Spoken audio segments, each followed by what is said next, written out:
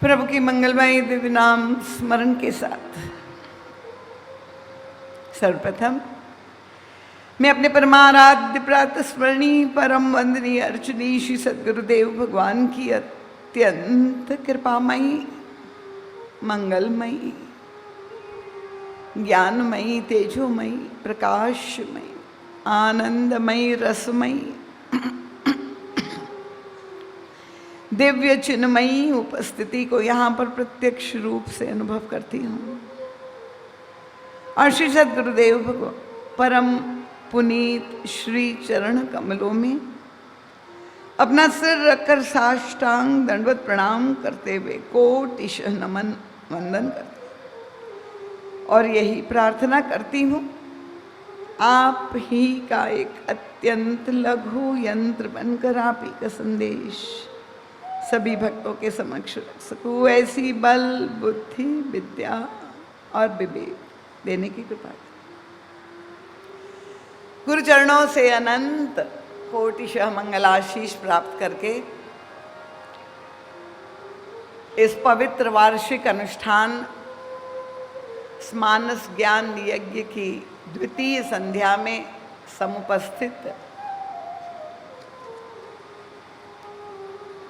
भगवान श्री राम के ननिहाल निवासी रामानुरागी कथा रसिक श्रद्धालु जिज्ञासु प्रबुद्ध एवं सुधी श्रोता महानुभाव, वंदनीय मातृशक्ति, सुदूर से पधारे वे सभी आगंतुक श्रोतावृंद, हमारे सभी परम आदरणीय सम्मानीय टीकाकार बंधु जो यहाँ पर समुपस्थित है, राम किंकर शिष्य सेवा समिति के सदस्य वृंद, सभी विशिष्ट विभूतियाँ जिनका आगमन आज यहाँ पर हुआ है, हमारे डॉक्टर दंपति,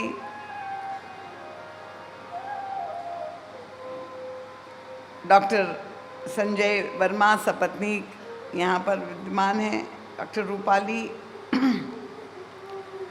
और जो परम विदुषी साहित्यकार देवी का भी आज आगमन हुआ है, हमारे सिंधु पैलेस के सभी सेवादार, आयोजक समिति द्वय के सभी सदस्य वृंद, गुरु परिवार के सभी बंधु बांधव, हृदय से मैं आप सबका स्वागत करते हुए सबके चरणों में बार बार नमन, वंदन और प्रणाम करता। प्रभु की अहेतु की अनुकंपा से पुनः एक और अवसर आज प्रस्तुत हुआ है और मौसम के इस विपर्यय में जहाँ तीव्र तपन से तप्त होकर आप यहाँ पर आए हैं, तो ये भी आपकी एक साधना है, तपस्या है, क्योंकि स्वर्ण में निखार तो तपने के बाद ही आता है। तो साधक के अंतःकरण में ये जो दिव्य गुणों का स्वर्ण है, जो प्रेम का स्वर्ण है, वह तभी प्रकट होता है। और इसलिए आप सभी साधक वृंद है, इसलिए मैं नमन आप सबके चरणों में करती हूँ। और जिस प्रसंग पर चर्चा गत कल प्रारंभ की थी, अभी वो पंक्तियाँ आपके समक्ष मैंने पढ़ी है। और गोस्वामी तुलसीदास जी महाराज ने जो जीवन दर्शन प्रस्तुत किया है मानस में, उसकी समसामयिक व्याख्या, परम प्रासंगिक व्याख्या वर्तमान हम सबके जीवन से जोड़कर जिस कलात्मकता से जिस गांधीर्य और रसात्मकता से हमारे पूज्य गुरुदेव ने प्रस्तुत की है, परम पूज्य महाराज श्री की शैली तो अन्वेषण प्रधान है। और वो मानस रूपी मान सरोवर में, क्योंकि वे स्वयं भी एक गोताकार है, और गोताखोर का तो यही स्वभाव होता है कि वो डुबकी लगाकर, गोता लगाकर रत्न निकाल करके देता है। तो परम पूज्य महाराज श्री का चिंतन ही, प्रसादित चिंतन आपके समक्ष में वितरित करने का प्रयास कर रही हूँ। और नित्य प्रति यही मेरी चेष्टा रहती है कि जितनी सरल हो सके, सरस हो सके, बोधगम्य हो सके, हृदय ग्राह्य हो सके, ऐसी व्याख्या करूं। पर आज कल की कथा श्रवण करने के पश्चात कुछ श्रोताओं की अभिव्यक्ति मैंने जब पूछा तो उन्होंने कहा, दीदी माँ कल की कथा तो बहुत कठिन थी।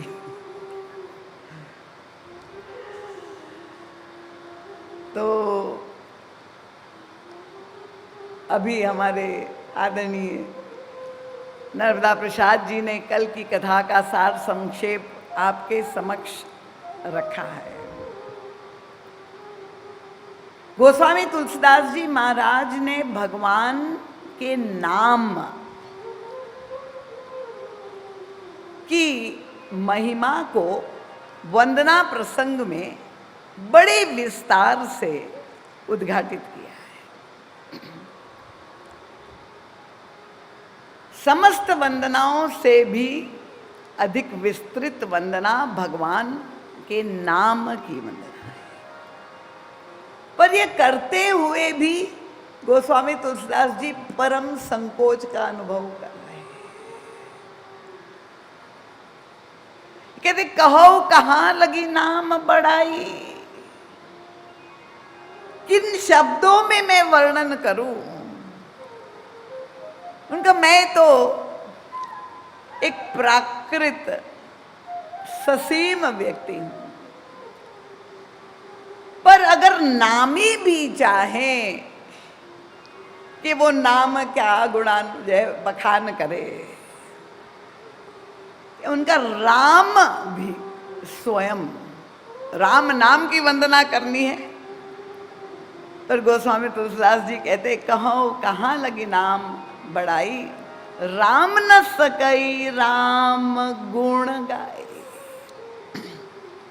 अगर भगवान राम भी प्रयास करे कि मैं ही अपने गुणों का वर्णन करूं, तो वो भी पूरी तरह से करने में अपने आप को असमर्थ महसूस। ऐसा असीम सामर्थ्य, सर्वशक्तिशाली साधन अगर कोई है, सभी साधनों में है, तो वो है भगवान के नाम जाप की साधना। और यह गोस्वामी तुलसीदास जी जब विभिन्न रूप में, क्योंकि वे तो कवि श्रेष्ठ भी हैं और विलक्षण साहित्यकार भी है, तो जब उन्होंने विभिन्न उत्प्रेक्षाओं का प्रयोग किया है नाम की वंदना करते हुए, एक व्यक्ति ने परम पूज्य महाराज श्री से पूछा, क्या ऐसा तो नहीं लगता है कि गोस्वामी तुलसीदास जी ने अर्थवाद का प्रयोग किया है मानस में? अर्थवाद का अर्थ आप समझते हैं? नहीं। अर्थवाद का मतलब किसी भी वस्तु या व्यक्ति को महिमा मंडित करना है, तो आप उसकी प्रशंसा बढ़ा चढ़ा करके जब प्रस्तुत करेंगे, जो है उससे बहुत अधिक जब बढ़ा चढ़ा करके उसकी प्रशंसा करेंगे, स्तुति करेंगे, तो उसको अर्थवाद कहते हैं। समझ में आ गया? तो ये परम पूज्य महाराज श्री से किसी ने पूछा था कि महाराज श्री क्या ऐसा तो नहीं है कि ये कुछ अतिरेक है, नाम की प्रशंसा में गोस्वामी तुलसीदास जी ने कुछ ज्यादा ही लिख दिया है। परम पूज्य महाराज श्री ने कहा, लेश मात्र भी जो है गोस्वामी तुलसीदास जी ने, तो वो स्वयं कहते हैं कि मैं असमर्थ हूँ नाम का गुणानुवाद उनकी प्रशंसा करने, अर्थवाद का तो प्रश्न ही नहीं है। पर फिर समस्या ये है कि अगर नाम की इतनी महिमा है, जैसे मानस में मंडित किया है, गतकल मैंने आपके समक्ष प्रभु के अगुण और निर्गुण स्वरूप की चर्चा की थी, आप लोग विस्मित नहीं हुए कि नाम जो है वो तो त्रिकाल सत्य है, शाश्वत सत्य है, वो चिन्मय सत्य है, हर काल में विद्यमान है, यही ब्रह्म का स्वरूप है और वो सर्वव्यापी भी है, सर्वशक्तिशाली भी है, हम सब के हृदय में भी वो विराजमान है। तो जब प्रभु और ब्रह्म को लेकर के शास्त्रों ने ये वर्णन किया है और कोई साधक जो साधन पथ पर चल रहा है तो उसके मन में अगर ये प्रशंसा पढ़ करके उत्साह तो हो गया, साधना में संलग्न हो गया, पर जैसा वर्णन किया है वैसी अनुभूति जब उसे अपने जीवन में नहीं होती है, तब जो है उसका विश्वास डगमगाने लगता है। तो ऐसी स्थिति में परम पूज्य महाराज श्री से भी एक साधक ने ऐसा प्रश्न किया था कि हमें क्यों ऐसा अनुभव अपने निज जीवन में नहीं हो रहा है। और ऐसा ही प्रश्न किसी भले मानुष ने गोस्वामी तुलसीदास जी से भी पूछा था। इसी नाम वंदना प्रसंग में गोस्वामी तुलसीदास जी ने उसकी ओर संकेत किया है। उनका कितनी बड़ी विडंबना है, जो सच्चिदानंद स्वरूप ब्रह्म है वो हमारे हृदय में विराजमान है। गोस्वामी जी कहते अस प्रभु हृदय अछत अविकारी, जो आनंद घन, जो सुख का सिंधु हमारे भीतर लहरा रहा है, पर उसके होने की हमें अनुभूति नहीं है। और इतनी बड़ी सत्ता होते हुए भी हम अपने जीवन में दुख और दरिद्रता से पीड़ित हैं, दैन्य से पीड़ित हैं। तो फिर ऐसे प्रभु के होने से हमें क्या लाभ है? और इसका उत्तर भी गोस्वामी तुलसीदास जी ने दिया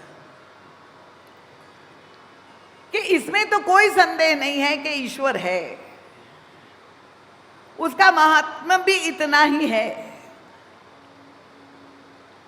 पर आपको उनके होने की अनुभूति क्यों नहीं हो रही है? तो बड़ी चतुराई से उन्होंने कहा कि वह ईश्वर हमारे हृदय में सोया हुआ है, वह निष्क्रिय है, वो कूटस्थ है। वो टेक्निकल भाषा है, क्योंकि हमारे वेदों की अध्ययन करने वाली भी आज हमारे बीच में है। तो ब्रह्म तो विद्यमान है, पर वो कूटस्थ ब्रह्म है, दृष्टा मात्र है, हस्तक्षेप नहीं करता हुआ निष्क्रिय ब्रह्म है, सोया हुआ ब्रह्म है। और यही कबीरदास जी महाराज ने भी, देखिए तुलसीदास जी और कबीरदास जी दोनों के चिंतन को मैंने अगुण और सगुण को लेकर के भी कल चर्चा की। यद्यपि इन दोनों में विवाद अनादिकाल से चल रहा है, पर नाम को लेकर के दोनों एक मत है। तो कबीरदास जी ने भी कहा कि सब घट मेरा साईया, सुनी सेज न कोई। यहां भी कबीरदास जी कहते कि हमारे हृदय को उन्होंने सिंहासन नहीं बताया, उनका ये शैया है, और हृदय की शैया पर वो ब्रह्म सो रहा है। और जब कोई सो रहा है तो फिर उसको जगाने की आवश्यकता है। तो जगाने के लिए क्या करना पड़ेगा? यहां कोई कथा में सोता हुआ दिखाई देता है तो मैं सीधे नाम ले लेती हूं। देखिए ये नाम कितना सार्थक साधन है। बालकों को सुबह माताओं को अगर स्कूल भेजना है, स्कूल बस आने वाली है और बालक सो रहा है, तो माँ का प्रयास क्या होता है कि किसी तरह से बालक को जगा दे। और जगाने के लिए क्या करती है? पुकारती है। कैसे पुकारती है? उसके नाम से पुकारती है। और नाम श्रवण करके वो कानों में जब पहुंचता है नाम, तो वो सोया हुआ बालक जग जाता है। गोस्वामी जी ने कहा कितना सुंदर उपाय मिल गया। जो हम बालक के लिए कर रहे हैं वही हम भगवान के लिए भी कर ले। अगर ब्रह्म है हमारे हृदय में है और सोया हुआ है, तो क्यों ना हम उसको जगाए। और जगाने का सबसे सरल उपाय क्या है कि उनके नाम का स्मरण करके उनको नाम लेकर के पुकारिए।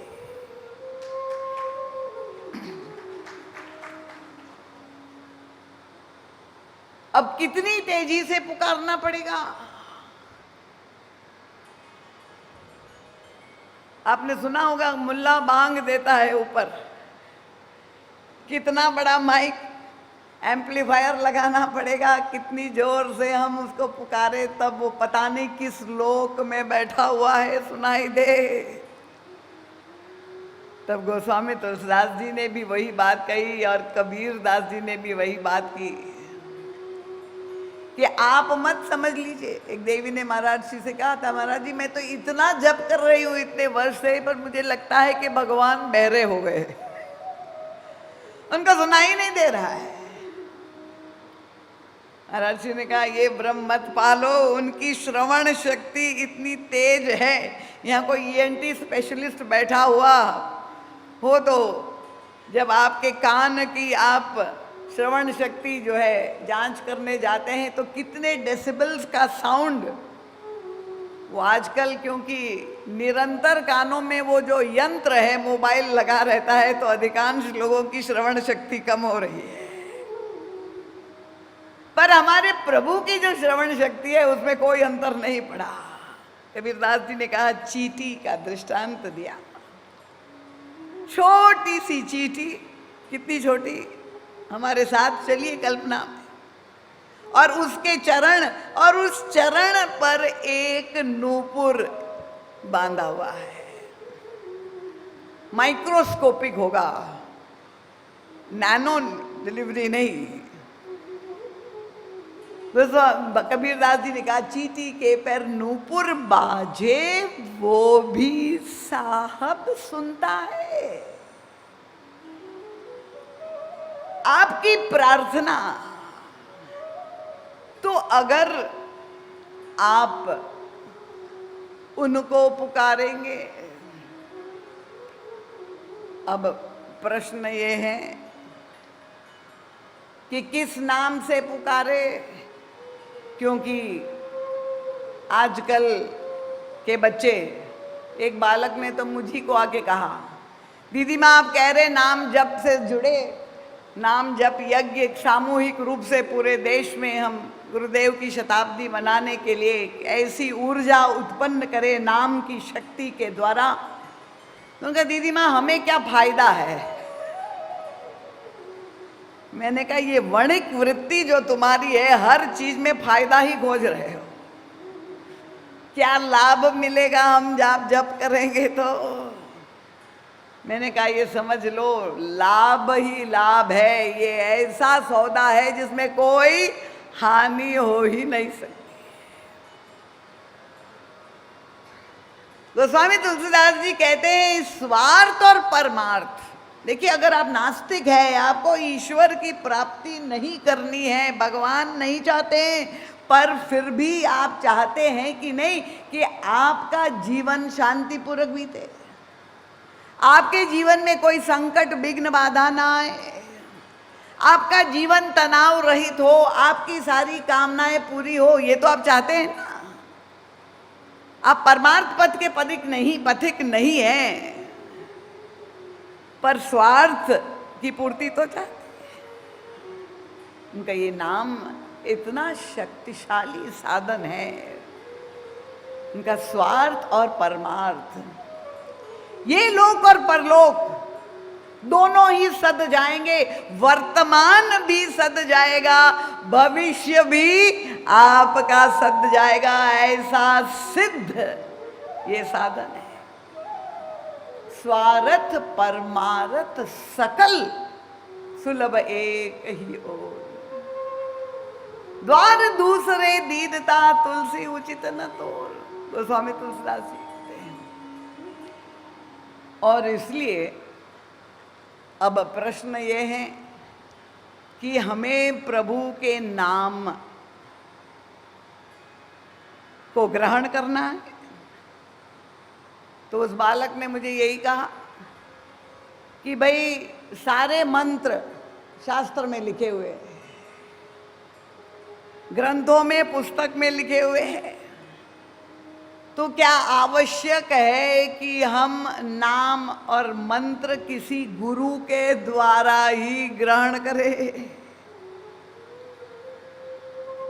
क्योंकि ये पाश्चात्य संस्कृति का प्रभाव और वर्तमान में विज्ञान और टेक्नोलॉजी ने जो विकास किया है, तो जितनी भी जानकारी आपको चाहिए वो गूगल पर मिल जाती है। तो उसने कहा दीदी माँ गूगल ही हमारा गुरु है, क्या जरूरत है ये रूढ़िवादिता कि क्या हमें किसी गुरु से ही मंत्र दीक्षा लेनी चाहिए? क्या हम स्वयं चुनाव नहीं कर सकते हैं किसी भी नाम का मंत्र हम अपने लिए चुन ले और हम जप कर सकते हैं क्या? मैंने कहा बिल्कुल कर सकते हैं। इसमें हमारे सनातन धर्म की जो मान्यता है कि प्रत्येक शब्द ही मंत्र है, प्रत्येक अक्षर ही ब्रह्म है, प्रत्येक अक्षर ब्रह्म है। तो आप कोई भी मंत्र का चुनाव अपने लिए कर सकते हैं, वो आपके लिए कल्याणकारी ही होगा। पर फिर भी शास्त्र ये कहता है कि गुरु बिना हो ही की ज्ञान, गुरु की परम आवश्यकता है। ये कोई रूढ़िवादिता नहीं है, उसके पीछे एक चिंतन है। गुरु के द्वारा जब हमें दीक्षा प्राप्त होगी तो जिस मंत्र को हमारे हृदय में अंतस्थ में गुरु स्थापित करेंगे, वो गुरु ने स्वयं उस मंत्र को सिद्ध करके, उसका निरूपण करके, उसके तत्व को अनुभव कर लिया है। ऐसा ब्रह्मनिष्ठ पूर्ण समर्थ सद्गुरु के द्वारा जब हमें मंत्र दीक्षा प्राप्त होती है तो उससे हमारे जीवन में तत्काल फल प्राप्त होता है। कठिन तो नहीं हो रहा है ना, मैंने इसलिए बहुत सरल बनाने का प्रयास कर रही हूँ, पर आप साथ में चले, हमें सहयोग अवश्य दीजिए। गोस्वामी तुलसीदास जी ने कहा, अभी तो विभिन्न उत्प्रेक्षा देती, इसलिए थोड़ा साहित्यिक आनंद भी हमें लेना चाहिए। उनका ये जो राम नाम है वो महामणि है, रत्न है।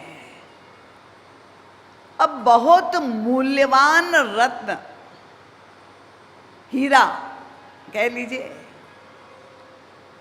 कि आपके पास आ जाए, क्योंकि रत्न तो निकलता है खदान से, और छत्तीसगढ़ में तो कोयले की कई खदान है, और उसमें से ही हीरा मिल गया।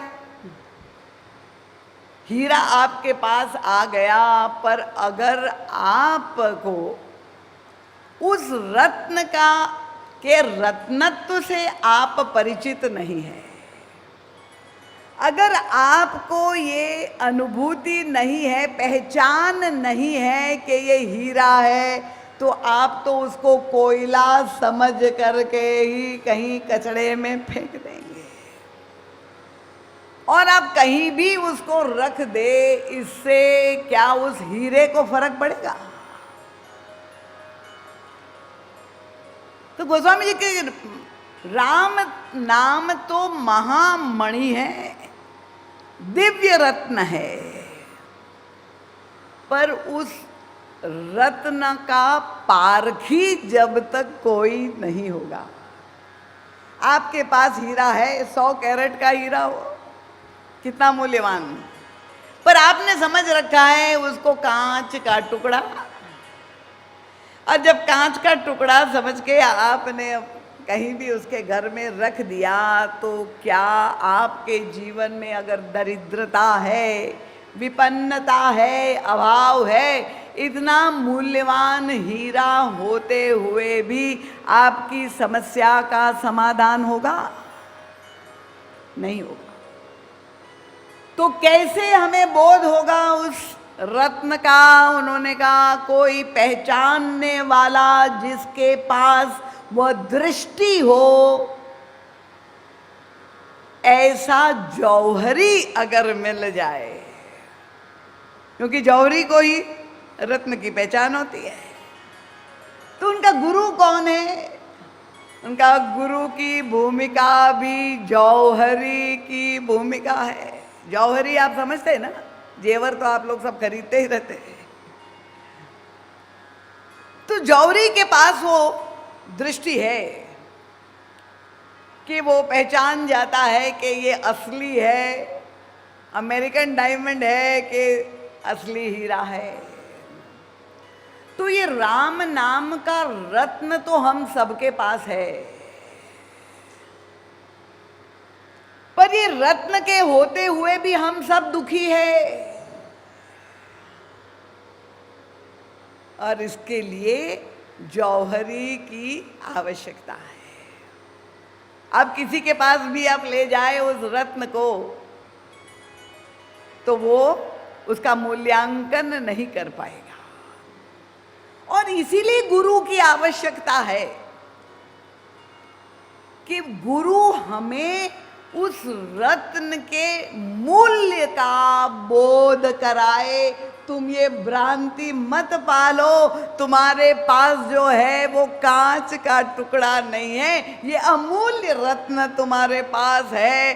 और एक ही क्षण में गुरु के द्वारा जब ये बोध प्राप्त हो जाता है, पता चल दिया, जौहरी ने कहा, ये जो आप हीरा लेके आई है हमारी दुकान पर, वो तो 10 करोड़ का हीरा है।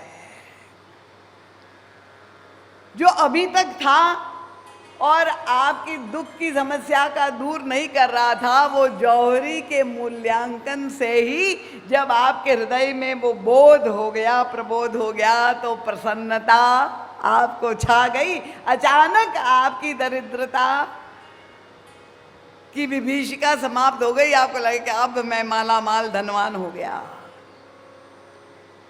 तो पहला तो आवश्यक है कि इस रत्न का बोध हो। राम नाम रूपी रत्न हम सबको प्राप्त है, पर उसके जो बोध की आवश्यकता है।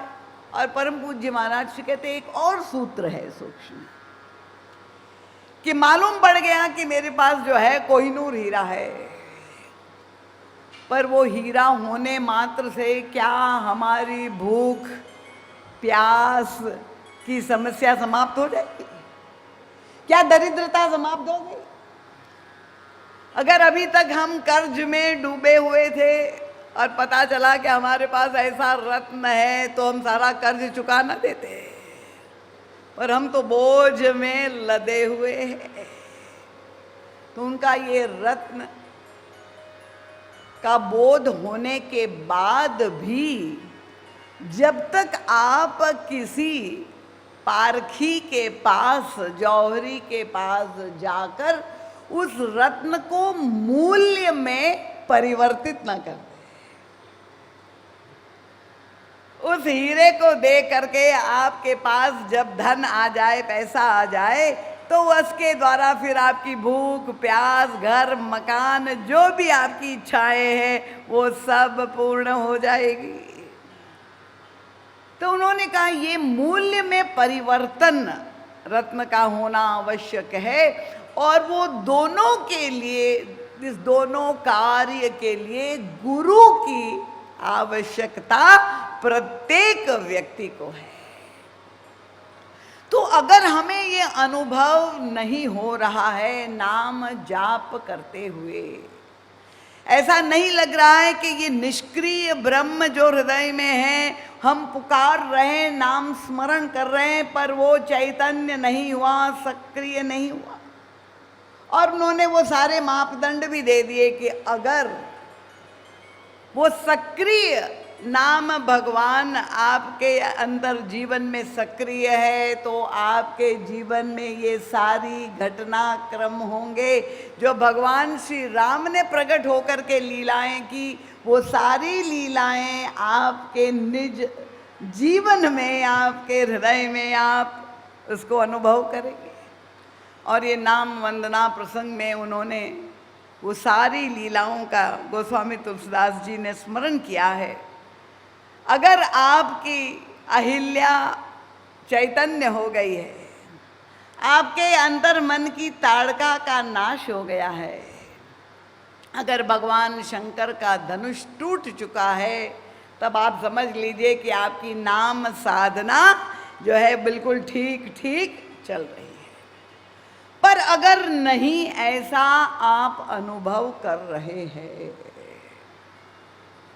तो परम पूज्य महाराज श्री कहते हैं कि संत और गुरु रूपी जौहरी, देखिए त्रेता युग के कथानक से मिला करके आप देखिए कि भगवान श्री राम का प्राकट्य अयोध्या में हुआ, महाराज दशरथ के महल में हुआ। महाराज दशरथ ने यज्ञ किया, पूर्व जन्म में तपस्या की थी मनु शत्रुपा के रूप में, और दूसरे जन्म में श्री राम का प्राकट्य हुआ, राम को, भगवान को, पूर्ण ब्रह्म परमात्मा को प्राप्त कर लिया। पर क्या महाराज दशरथ को राम के ईश्वरत्व का बोध था? राम तो मिल गए दशरथ जी को, पर महाराज दशरथ को भगवान श्री राम के ईश्वरत्व का बोध नहीं है। वे तो वात्सल्य का सुख ले रहे हैं। और तब उस रामत्व को किसने पहचाना? और तब भूमिका आती है महर्षि विश्वामित्र की। तो विश्वामित्र, संत विश्वामित्र, परम पूज्य महाराज से कहते संत कौन है? जो सारे विश्व के मित्र है, वो किसी के अमित्र नहीं, वही विश्वामित्र जो सबका कल्याण, जिसके हृदय में है वो है विश्वामित्र। अब विश्वामित्र जी जब अयोध्या आए और श्री राम को लेकर के वन में प्रस्थान करते हैं, वो प्रथम बार लीला में राम के रामत्व को किसने पहचाना?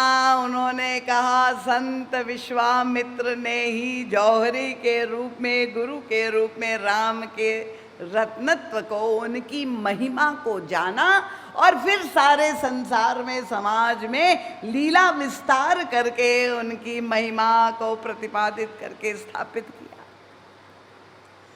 तो परम पूज्य महाराज जी कहते हैं विश्वामित्र जी खाली एक जौहरी नहीं है। अब महाराज श्री विश्वामित्र जी के अंतर हृदय में भी झांक करके उनके मनमानस में देखते हैं और तब दिखाई दिया कि स्वयं विश्वामित्र जी बहुत बड़े नाम के उपासक है, बहुत बड़े साधक, नाम की साधना स्वयं करते। इंगित किया है गोस्वामी तुलसीदास जी ने बालकांड। विश्वामित्र महामुनि ज्ञानी, बसई विपिन शुभ आश्रम जानी, जहां जप जोग यज्ञ मुनि कराई। वन में रह करके वे जप साधना कर रहे हैं, नाम की साधना कर रहे हैं, जप यज्ञ कर रहे हैं, और जप यज्ञ ही नहीं तप यज्ञ भी कर रहे हैं, अन्न यज्ञ भी कर रहे हैं। और ये नाम साधना जो विश्वामित्र जी कर रहे हैं, गोस्वामी तुलसीदास जी ने विनय पत्रिका में और एक संकेत किया, जो यज्ञ कर रहे हैं वो कौन सा? उनका पद राग जाग चहो कौशिक जो कियो। ये नाम साधना का उद्देश्य है। कल मैंने कहा था कि कलयुग में भगवान का गुणानुवाद श्रवण करना, प्रभु की कथा श्रवण करना, ये कलयुग का सबसे प्रधान धर्म है। और कथा श्रवण का जो उद्देश्य है कि प्रभु के नाम की महिमा का बोध कथा के द्वारा हमारे जीवन में उजागर हो, और ये बोध होने के बाद, नाम के सामर्थ्य का अनुभव होने के बाद, हम नाम का द्वारा प्रभु के चरणों में हमारा प्रगाढ़ प्रेम अनुराग हो जाए, यही नाम साधना का चरम लक्ष्य है। तो विश्वामित्र जी अनुराग यज्ञ करना चाह रहे हैं, भगवान के चरणों में प्रेम हो जाए। और आप और हम जितने भी जिन्होंने दीक्षा ली है अपने अपने गुरु से, नाम साधना कर रहे हैं, अंतिम चरम उद्देश्य तो यही है, स्वार्थ तो है, परमार्थ भी, कि प्रभु के चरणों में प्रीति हो जाए। पर अगर ये नहीं हो पा रहा है तो साधारण मनुष्य नहीं, इसलिए महाराज जी ऐसे, विश्वामित्र जी कौन है, उनका इतिहास आप जानते हैं। विश्व के इतिहास में उनसे बड़ा पुरुषार्थी महात्मा कोई हुआ नहीं। जो सबसे बड़ा पुरुषार्थी महात्मा था विश्वामित्र, उनके जीवन का दर्शन हम कर रहे हैं कि वे वन में रह करके अपने अतुलनीय सामर्थ्य और पौरुष का प्रयोग करते हुए भी निशाचरों का वध नहीं कर पा रहे। क्योंकि विश्वामित्र जी का जो इतिहास है आप जानते हैं, जो प्रारंभ हुआ वो तो एक राजा के रूप में हुआ था, और वो राजा के रूप में उनके हृदय में जो कामनाएं थी, और आप जानते हैं कथानक के वो नंदिनी की, कामधेनु की कन्या नंदिनी गाय को ले करके गुरु वशिष्ठ जी, ब्रह्मर्षि वशिष्ठ, क्योंकि उस समय वो राजा विश्वामित्र थे, और वो कामना उनके हृदय में जब हुई और वो नंदिनी गाय को प्राप्त करना चाहते, वहाँ से ये झगड़ा प्रारंभ हुआ। यहाँ से उनकी चरित्र की यात्रा और वो क्रमशः विकास दिखाई देता है कि आमर्ष की वृत्ति, ईर्षा की, छीनने की, झपटने की वृत्ति, आक्रमण, हिंसा जैसा भी क्रम विश्वामित्र की जीवन में दिखाई दे रहा है। और तब सारे अस्त्र शस्त्र सैन्य बल के साथ भी जब ब्रह्मर्षि वशिष्ठ के ब्रह्म तेज के सामने वो विफल हो जाते हैं, तब राजा विश्वामित्र के अंतःकरण में तपस्या करने की इच्छा हुई और तपबल के द्वारा और सामर्थ्य और दिव्यास्त्र प्राप्त करके पुनः उन्होंने अपनी कामना की पूर्ति का मार्ग पर फिर भी विफलता हुई। और तब उन्हें ऐसा लगा कि ये क्षात्र तेज व्यर्थ है ब्रह्म तेज के सामने, और वे फिर घोर तपस्या, लंबी तपस्या करते हैं। और वो प्राप्ति उन्हें हुई जो आज तक संसार में किसी को नहीं है, क्योंकि एक ही शरीर में रहकर जहाँ वर्ण व्यवस्था में अपग्रेडेशन हो गया, क्षत्रिय से ब्रह्मा जी को प्रकट होना पड़ा और स्वयं उनकी तपस्या को देख करके उन्हें बधाई देते हुए उन्हें कहा कि मैं आज से आपको ब्रह्मर्षि पद प्रदान करता हूँ। ऐसा पौरुष, ऐसा तपबल, ऐसा सामर्थ्यवान अब ये ब्रह्मर्षि विश्वामित्र के जीवन में जब इतनी बड़ी उपलब्धि, और आप जानते हैं कि त्रिशंकु के संदर्भ में तो एक नया स्वर्ग भी बनाने की प्रारंभ उन्होंने कर दिया था। पर ये विश्वामित्र जी अब वन में रह करके जहाँ तपस्या कर रहे हैं, पर अनुभव कर रहे हैं कि ये ताड़का, मारीच और सुबाहु की समस्या का समाधान नहीं हो पा रहा। और तब उन्होंने गाधि तनय मन चिंता व्यापी, हरि बिनु मिलहि न निश्चर पावे।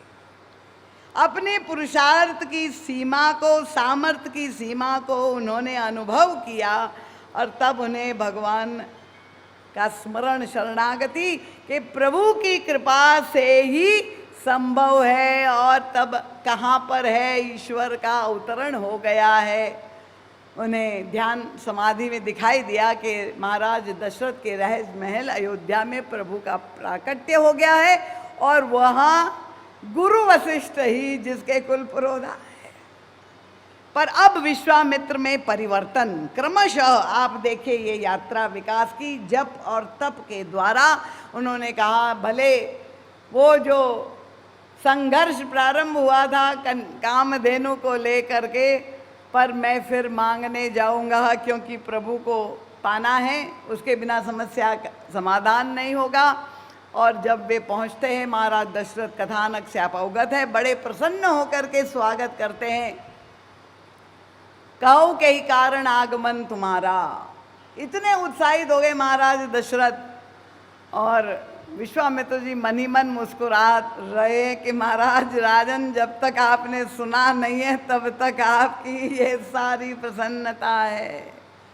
और उन्होंने कहा कि अनुज समेत देहु रघुनाथा, निश्चर बध में हो बसना था। असुर समूह सतावहि मोही, मैं जाचन आयो नृपतोहि। इन राक्षसों की समस्या का समाधान मैं नहीं दे पा रहा हूं। तो राम के रामत्व को परख तो लिया विश्वामित्र जी ने, और मांगने के लिए आए। यद्यपि महाराज दशरथ प्रस्तुत नहीं थे, और तब विश्वामित्र जी ने कहा कि राजन, ये आपका मोह है, ये आपका अज्ञान है, क्योंकि आप पुत्र मोह से आक्रांत हो। आप अपने पुत्र के ईश्वरत्व से परिचित नहीं हो, इसलिए अज्ञानवश आप ये देने के लिए प्रस्तुत नहीं हुए हो। पर मैं तो लेके ही जाऊंगा।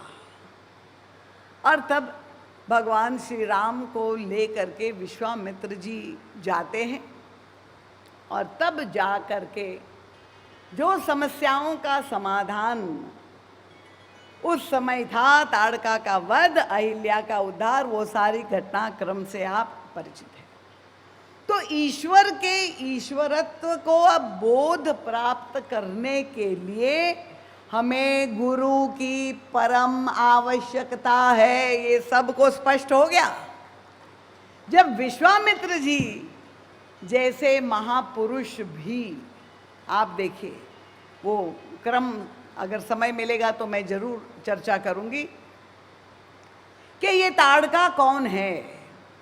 अब इतिहास का जो परिचय है वो तो आप सब जानते ही है ताड़का का, पर परम पूज्य महाराज श्री ने, क्योंकि गोस्वामी तुलसीदास जी ने ये सांकेतिक व्याख्या प्रस्तुत की है, तो इन सभी चरित्र पात्रों का आध्यात्मिक विश्लेषण परम पूज्य महाराज श्री के द्वारा हुआ है।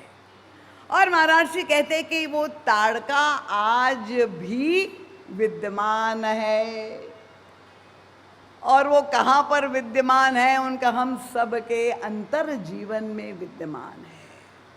और विश्वामित्र जी के भी जीवन में वो ताड़का अनर्थ कर रही है। और तब महाराज श्री ने इस ताड़का की व्याख्या विलक्षण किए। ज्ञान और वेदांत की दृष्टि से ताड़का किसकी प्रतीक है, भक्ति की दृष्टि से ताड़का किसका प्रतीक है, और कर्म की दृष्टि से ताड़का किसकी प्रतीक है। क्योंकि जो भी साधक अलग अलग मार्ग पे पथ पर चल रहे हैं, उसके जीवन में ये ताड़का जो है वो विघ्न अवश्य उपस्थित करती है। तो नाम की महिमा खाली मनुष्य और महापुरुषों में ही नहीं, गोस्वामी तुलसीदास जी ने तो यहाँ तक कह दिया, गुरु बिनु भवनिधि तरई की कोई, जिमी विरंची शंकर सब हो। देवताओं को भी गुरु की आवश्यकता है। मनुष्यों की तो बात छोड़ ही दीजिए, हम लोग तो गूगल बाबा से ही संतुष्ट है, पर हमारे पुराणों की कथाएं कह रही है। और परम पूज्य महाराज श्री तो दृष्टांत देते हैं। सबसे पहले ही आप देख लीजिए, ये देवताओं में जो 33 कोटि है, उनका ये सबसे प्रथम पूज्य जो है वो कौन है, गणेश जी महाराज। ये प्रथम पूजा के अधिकारी कैसे बने, उनका ये राम नाम के द्वारा ही गणेश जी महाराज प्रथम पूजा के अधिकारी बने। महिमा जासु जान गण राव, प्रथम पूजियत नाम प्रभाव। नाम वंदना में गोस्वामी तुलसीदास जी ने कहा। तो देवताओं, और अपने यहाँ 33 कोटि देवता की गिनती, और देवत्व जो प्राप्त होता है, आप जानते हैं, अभी आप जो सत्कर्म कर रहे हैं, जो पुण्य एकत्रित कर रहे हैं, वो सारी राशि पूंजी इस जन्म में आप जितना उसका प्रयोग करें, और नहीं तो वो बैंक बैलेंस के द्वारा ही आपको ऊर्ध्वलोक की प्राप्ति हो सकती है। अगर स्वर्ग लोक जाना है तो आपको पुण्य धर्म के द्वारा कमाया हुआ पुण्य जब आप अर्जित करेंगे तभी देवत्व की प्राप्ति होगी। पर वो देवताओं की भी स्थिति क्या है, भले हम यज्ञ के द्वारा उनका आह्वान करते हैं, उनको तृप्त करने का प्रयास करते हैं, पर वो देवताओं में भी मनुष्यों की तरह एक होड़ की वृत्ति कि हम में इतने गुण हैं, हम इतने पुण्यशाली हैं, पर सबसे अधिक जो है, सबसे बड़ा गुण कौन सा है, सबसे बड़ा पुण्यात्मा कौन है, सबसे अधिक बड़ा गुणवान कौन है, तो प्रथम पूजा का अधिकारी कौन है, यही देवताओं में भी आपस में ये होड़। और तब देवादिदेव भगवान शंकर के पास जब गए और भगवान शंकर ने निर्णय कर दिया कि ब्रह्मांड की, वो कथानक आप सब जानते हैं कि जो देवता ब्रह्मांड की, संपूर्ण ब्रह्मांड की परिक्रमा सबसे पहले करेगा, वो प्रथम पूजा का अधिकारी बनेगा। ठीक है। और तब देवताओं ने तुरंत ही अपने अपने वाहन साधन सवारी जिस सबके पास जो होती है, जो तेज से तेज तीव्र गति की सवारी का तुरंत ही आश्रय लिया और दौड़ प्रारंभ हो गई। अब सभी देवता इस प्रतिस्पर्धा में सम्मिलित है, पर देवताओं को लगा कि हम लोगों के पास तो ऐसी तीव्र गति की सवारी है, पर गणेश जी महाराज तो निश्चित रूप से इस प्रतिस्पर्धा में भाग नहीं लेंगे, क्योंकि उनकी सवारी कौन है? ये मूषक, चूहा। पर आप देखिए उस युग में भी चूहे की क्या स्थिति थी, और आज के युग में भी ये चूहा, ये माउस सारी कंप्यूटर को चलाता है। ये गणेश युग से ही ये चूहे की विशेषता दिखाई दे रही। आज भी माउस का बोलबाला है, और तब अब चूहे की गति कहाँ तुलना कर सकते हैं। और फिर उस पर बैठ गए गणेश जी, और हमारे गणेश जी भी और देवताओं की तुलना करें तो ये जो उनका शरीर है डील ढोल, इतने भारी भरकम लंबोदर, महाराज जी कहते हैं उनका नाम जो पड़ गया, उसका उदर इतना बड़ा, इतने भारी वजनी गणेश जी और चूहे पर बैठ गए परिक्रमा करने के लिए प्रस्तुत। और महाराज जी हमको समझाते हैं कि गणेश जी के बारे में तो यही माना जाता है बुद्धि के देवता है, और बुद्धि के देवता है तो उसका कार्य भी बुद्धि संगत होना चाहिए। कोई गणित तो लगाया, जब ब्रह्मांड की परिक्रमा करनी है तो जिस गति से मेरा वाहन चल रहा है तो कितनी देर में मैं ये परिक्रमा पूरा करूँगा, क्या मैं भी इस प्रतिस्पर्धा में मुझे जो है साथ लेना चाहिए।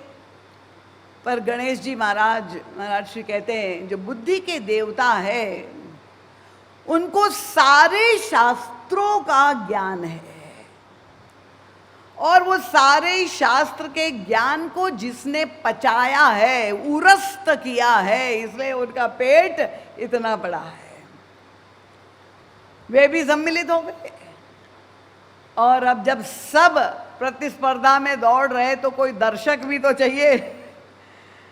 अब दर्शन करने के लिए कौन, तो दिखाई दिया कि ये दूसरे नाम के प्रचारक देवर्षि नारद, उनको लगा कि मैं तो इस दृश्य का आनंद लूं, जब सब दौड़ रहे हैं तो मैं देखूं कि कैसा इस प्रतिस्पर्धा में क्या घटित हो रहा है। और इसलिए आनंद लेने के लिए अगर देवता इस तरह से सीधे दौड़ रहे तो ठीक उल्टी दिशा से देवर्षि नारद अपनी बीणा बजाते हुए चल रहे हैं। नाम स्मरण संकीर्तन चल रहा है, और देवताओं ने देखा दूर से के देवर्षि नारद आ गए, और तब मन में सोचने लगे कि महाराज ये संत पधार गए। अब कहीं ऐसा ना हो कि कथा सुनाने लगे और कहीं भजन सुनाना शुरू कर दिया तो उतनी देर में तो पता नहीं कितना रास्ता हम नाप लेंगे, और हम तो अपनी इस प्रतिस्पर्धा में पिछड़ जाएंगे। सबको डर लग रहा है, हमें बहुत अनुभव है इसका, क्योंकि भ्रमण करते हुए कई तरह के अनुभव लोगों के दिखाई देते हैं कि देखिए भैया कहीं आ गए हैं, अच्छा ये कथावाचक महोदय कहीं ऐसा ना हो कि अभी शुरू हो जाए। तो देवताओं को भी वही चिंता, क्या करे कैसे करे, तो वही चतुराई का प्रयोग कि अगर देखेंगे जय सिया राम करेंगे तो भी समय बर्बाद होगा, तो क्यों ना ऐसा करे कि जैसे अनदेखा कर दे, अपना सिर मोड़ करके दूसरी दिशा में देख रहे कि दिखाई नहीं दिया, संत पसार हो गए, निकल गए। पर हमारे देवर्षि नारद भी बड़े कौतुकी है। देखिए दूसरा व्यक्ति होता तो कितना बुरा मान जाता, इससे बड़ा अपमान और क्या हो सकता है। पर देवर्षि तो आनंद ले रहे, सारे देवता बिल्कुल उसी गति से दौड़ रहे, अनदेखा उनकी उपस्थिति। और आनंद लेते हुए वे तो अपने नाम संकीर्तन में आनंद में डूबे हुए जब चले, बहुत दूर पहुंचे, देखा तो पीछे से वो चूहा मूषक पर विराजमान गणेश जी चले आ रहे थे। अब संत के मन में भी ये जिज्ञासा हुई कि गणेश जी क्या सोच करके इस परिक्रमा में सम्मिलित हो गए। देवर्षि नारद के मन में जिज्ञासा, कौतूहल हुआ, और गणेश जी ने भी दूर से देखा कि संत का सामने पधार रहे हैं, वो भी चले आ रहे हैं। और तब देखिए गणेश जी का जो व्यवहार है, पारखी, संत पारखी होते हैं, जौहरी होते हैं। गणेश जी ने देखा संत सामने से आ रहे, तुरंत अपने चूहे पर सवारी पर ब्रेक लगाई, गाड़ी को रोकना है। अब चाहे उनका कान खींचा हो या पूंछ खींची हो, ब्रेक लगा के और वाहन रुक गया। मूषक महोदय तो वो तुरंत खड़े हो गए, और खड़े ही नहीं हो गए संत के स्वागत में, पर जैसे ही देवर्षि नारद पास में आए तो दंडवत प्रणाम किया। और नारद जी ने देखा कि ये वास्तव में बड़े विनम्र है, बुद्धि के देवता तो है, बड़े विनम्र भी है। और तब उन्होंने व्यंग करते हुए पूछा, महाराज मुझे तो आश्चर्य हो रहे हैं, आप बुद्धि के देवता कैसे हैं? इसमें कौन सी बुद्धिमानी आपने की, कौन सा गणित लगाया? क्या आप भी कल्पना कर रहे हैं कि आप प्रथम पूजा के पात्र बनेंगे, पहले आएंगे, इस दौड़ में सफल हो जाएंगे अव्वल? तो गणेश जी ने कहा कि अगर हर व्यक्ति इसी दृष्टि से सोचेगा तब तो वो निष्क्रिय हो जाएगा। देखिए, दो प्रकार के महाराज जी कहते हैं व्यक्ति होते। एक होते कर्मठ, कर्म ही पूजा है, दिन रात मिलते हैं इतने लोगों को, भाई हम तो कर्म में ही मानते हैं, धंधा नौका व्यापार, बस यही इस समय हमारे जीवन का धर्म है। हम ये कथा वार्ता नहीं, ये तो सब समय को बर्बाद करना, हम तो कर्म में विश्वास करते हैं, पुरुषार्थ करेंगे, कर्म करेंगे। इतने कर्मठ कि उनके पास विवेक का अभाव है, देवता भी दौड़ रहे सब। और दूसरे प्रकार के व्यक्ति जो परम विवेकी होते हैं, वो विचारवान होते हैं, विचारशील होते हैं, वो विचार ही करते रह जाते हैं, कर्म कर ही सक्रिय ही नहीं हो पाते। ये दोनों ही जो है, एक और अगर बहुत कर्म भी व्यक्ति कर रहा है पर विवेक का अभाव है तो भी असंतुलन है, और बहुत विचारवान है पर कर्म नहीं है तो भी अधूरापन है। पर गणेश जी महाराज ने जो उत्तर दिया देवर्षि नारद को कि महाराज इतने लोग दौड़ रहे, उसमें पहला तो कोई एक ही आएगा ना, सब तो नहीं आएंगे। और इसलिए मैंने सोचा कि मैं भी सम्मिलित हो जाऊं। कितना सुंदर परिक्रमा का आनंद होगा, ब्रह्मांड का दर्शन होगा, और ब्रह्मांड के दर्शन में विभिन्न देवताओं का दर्शन होगा, संतों का दर्शन होगा। और देखिए, ये फल मुझे अभी मिल गया, मेरी परिक्रमा में सम्मिलित होना सार्थक हो गया, सबसे बड़ा सुख मुझे मिल गया, संत मिलन सम सुख जग नाहि। और तब देवर्षि नारद को ये समझ में आ गया कि ये केवल बुद्धिमान नहीं है, परम विवेकी भी है। और विवेकी के साथ उतना ही विनयी है, उतना ही विनम्र भी है। नहीं तो बहुधा बहुत बुद्धिमान व्यक्ति विनम्र नहीं देखे जाते। हमारी जो विदुषी महिला माता देवी बैठी हुई है, बड़ा विनम्र जो है, जहाँ वेदों का जिनके रिसर्च कर रही है। पर भगवान श्री कृष्ण ने तो कहा कि चारों वेदों का पाठ करने का जो फल है वही राम नाम के स्मरण में आपको मिल सकता है। ये सामर्थ्य है राम नाम में।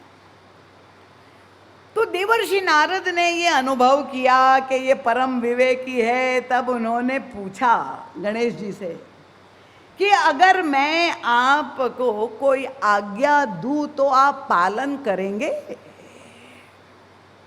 देखिए, संत तो आदेश देते। और तब गणेश जी ने कहा, आपकी प्रत्येक आज्ञा शिरोधार्य है, आप जो भी कहेंगे उसका अक्षरशः पालन होगा।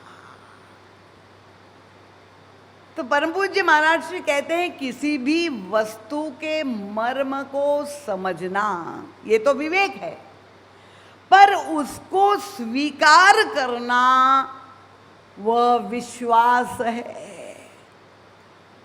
तो देवर्षि नारद ने जब ये प्रस्ताव रखा कि महाराज आप पृथ्वी पर राम नाम लिख दीजिए, बस उतना ही, और राम नाम लिख करके आप उसकी परिक्रमा कर दीजिए, तो ब्रह्मांड की परिक्रमा संपन्न हो गई।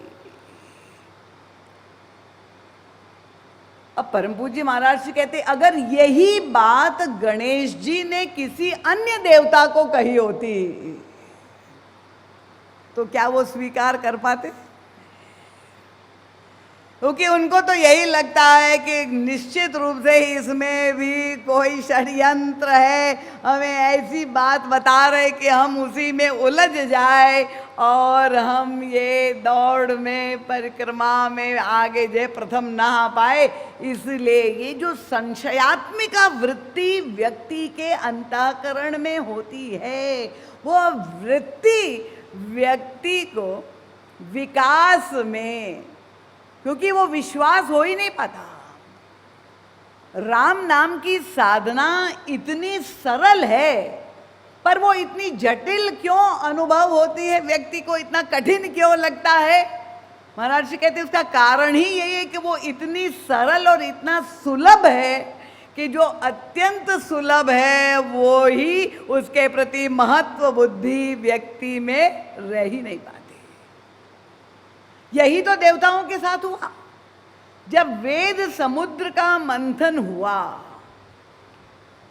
और चारों वेद का मंथन करके अमृत पाने के लिए जब सारे ऋषि मुनियों ने मंथन किया और वो दिव्य रत्न रूपी विभिन्न मंत्र निकले वेद समुद्र से, तो सभी ऋषि मुनियों ने अपने अपने जो उनको प्रिय था वो मंत्र, गायत्री मंत्र निकला, विश्वामित्र जी ने ले लिया, ऐसे देवी का मंत्र सभी ने ले लिए सब। पर उसी मंथन में राम नाम भी निकला। पर राम नाम जब निकला तो ये ऋषि मुनियों ने समझा कि ये तो छोटा सा 2 अक्षर का राम नाम है, ये व्यर्थ है, उसका कोई मूल्य नहीं है। और तब वो सारे ऋषि मुनियों में भगवान शंकर भी वहाँ उपस्थित थे, और भगवान शंकर वो जौहरी है, उन्होंने समझ लिया कि यही तो अमृत के लिए मंथन हुआ है, और ये राम नामामृत जब निकल गया है और कोई उसका ग्राहक नहीं है, तो अकेले जा करके वो राम नाम ले करके पान कर दिया भगवान शंकर। तो जब तक हमें कोई पहचान कराने वाला ना हो, सब जानते हैं राम नाम महामंत्र है, महामणि है, क्या देवता नहीं जानते थे क्या? पर वो जानते हुए भी क्योंकि विश्वास का अभाव है, इसीलिए वो संशयात्मिका वृत्ति के कारण वे चूक जाते हैं। और गणेश जी के सामने जब ये प्रस्ताव रखा तो गणेश जी ने कहा, ओहो देखे धन्य भाग्य, मुझे विस्मृति हो गई थी, पर आप संत ने आकर कितनी बड़ी कृपा कर दी और मुझे स्मरण दिला दिया कि वास्तव में राम नाम में सारा ब्रह्मांड ही समाया हुआ है। तो ब्रह्मांड का बीज ही ये राम नाम है। ब्रह्मांड की उत्पत्ति कैसे हुई, इसके मूल में जो मंत्र है, महाराज श्री वो दृष्टांत दिया करते थे कि गुरु अपने शिष्यों की परीक्षा, उनके विवेक की परीक्षा करना चाहे। गुरुदेव ने कहा सभी शिष्यों से कि जाओ, पास में एक बरगद का पेड़ था, उनका बरगद उठा करके ले आओ। अब वो सारे शिष्य अपने सारे औजार लेके, फावड़ा इत्यादि लेकर के दौड़े और सब जो है खोदने लगे कि किस तरह से पूरा बरगद उठा करके गुरुदेव ने आज्ञा की है पहुंचा दे। पर उन सारे शिष्यों में एक विवेकी शिष्य था, और तब थोड़ी देर में आया और गुरुदेव से कहा कि, गुरुदेव ने पूछा क्या तुमने कोई प्रयास नहीं किया? तो उनका नहीं, मुझे बरगद की प्राप्ति हो गई, मैं ले आया। ठीक है, झूठ बोल रहे हो, वहाँ तो अभी ये लोग सब खोद रहे, तुम बरगद कहाँ ले आए? और तब वो चतुर शिष्य ने, विवेकी शिष्य ने मुट्ठी खोल करके दिखाया तो हाथ में बरगद का बीज लेकर के आया। तो ये हर एक विवेकी व्यक्ति जानता है कि ये बीज में ही तो सारा वृक्ष छिपा हुआ है। तो राम नाम बीज मंत्र है, और वो बीज के द्वारा ही पूरे ब्रह्मांड की उत्पत्ति हुई है। ये गणेश जी को बोध किसने कराया? उनका गुरु के रूप में देवर्षि नारद ने कराया, और उन्होंने उसको स्वीकार कर लिया। ये जो विश्वास गणेश जी में है, और उसकी परिणति मूल्यांकन, मूल्य के रूप में रत्न की परिणति जब तक नहीं होगी तब तक हमारे जीवन की समस्या का समाधान नहीं होगा। और वो परिक्रमा करके जब भगवान शंकर के पास पहुंच गए, भगवान शंकर ने कहा क्यों परिक्रमा छोड़ दी? उनका नहीं, संपन्न हो गई। कैसे? उन्होंने कहा कि गुरुदेव देवर्षि नारद ने जो हमारा मार्गदर्शन किया, राम नाम लिख करके परिक्रमा कर दो, वो जब मैंने कर लिया तो ब्रह्मांड की परिक्रमा हो गई, इसलिए मैं आपकी शरण में आया। बड़े प्रसन्न हो गए, गदगद हो गए भगवान शंकर। आखिर वो तो घनीभूत विश्वास भगवान शंकर और उनके पुत्र है, तो उनमें विश्वास क्यों ना हो। तो प्रथम पूजा का अधिकारी कौन है? हमारे सनातन धर्म का जीवन दर्शन क्या है? मुझे एक पत्रकार ने ये पूछा था यहीं पे छत्तीसगढ़ में कि आजकल ये जो चमत्कार का बाहुल्य हो गया है, क्या आपको नहीं लग रहा है कि इस तरह की बड़ी बड़ी सभाएं जो हो रही है तो ये अंधश्रद्धा को बढ़ावा दिया जा रहा है हमारे सनातन धर्म में? ये समय समय पे अलग अलग ऐसे पात्र आते हैं और ऐसा भावुक भक्तों को जो है भ्रामक स्थितियों में डाल करके अंधश्रद्धा को बढ़ावा दे रहे हैं कि आप जा करके बेलपत्र शंकर जी पे चिपका दो तो भले आपका बालक साल भर ना पढ़े पर वो जो है परीक्षा में पास हो जाएगा।